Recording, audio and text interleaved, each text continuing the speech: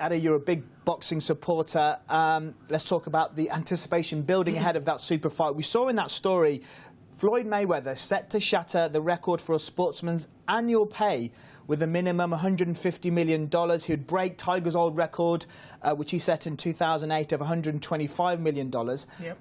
In a way, does this add even more pressure to Mayweather? Because if he loses, people won't be talking about how much money he's made. It will be that he's lost his unbeaten record.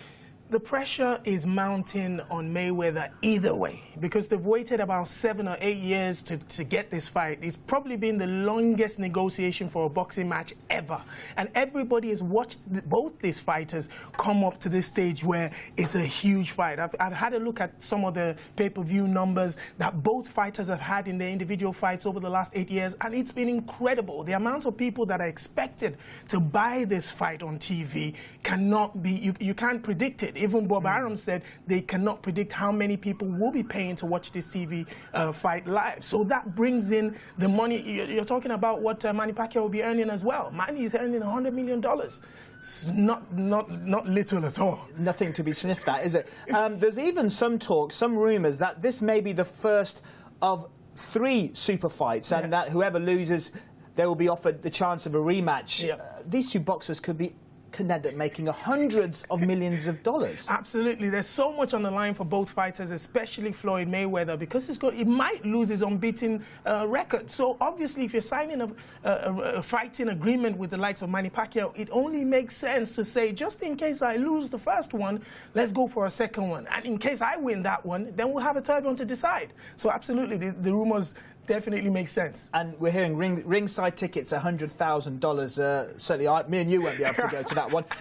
Let's turn to golf. Tiger Woods, he's now confirmed he will be playing at the US Masters. He's not played, I think, since early February. He's out of the top 100. His form has been dreadful. What can we realistically expect from Tiger at the Masters? Tiger Woods is a perfectionist. He would never have made a decision to come out and play at Augusta if he didn't feel he was 100%.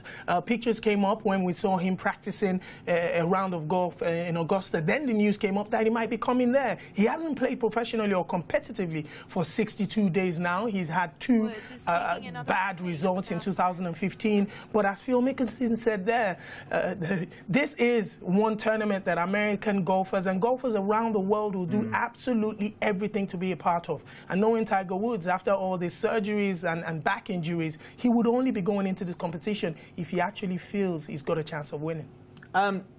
There's some talk I read in the British press, that even if he makes the cut, that would be some sort of success. That's an incredible kind of statement. We're talking about a man who's won 14 majors, but because he hasn't made the cut in his last 2 competitive tournaments. And you mentioned earlier on the fact that he had his lowest ever score of, I think it was 11 over par 82 in Phoenix Open, which definitely puts Tiger Woods in a vulnerable position we've never seen since he turned professional. Hence why people are making those predictions. Let's talk about the man who's taken Tiger's mantle as a king of golf, Rory McIlroy.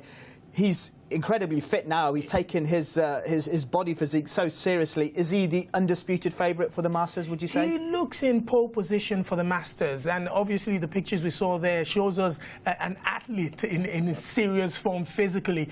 His record over the last 1 year, this is the only tournament. Once he wins this, he makes a career Grand Slam. So a lot of people are putting their money behind Rory McIlroy, and obviously his talents definitely put him in a position to win it. And I suppose it's ironic that it was Tiger who started this whole fitness drive in golf, and yet he's a man now who's looking like the old man of golf.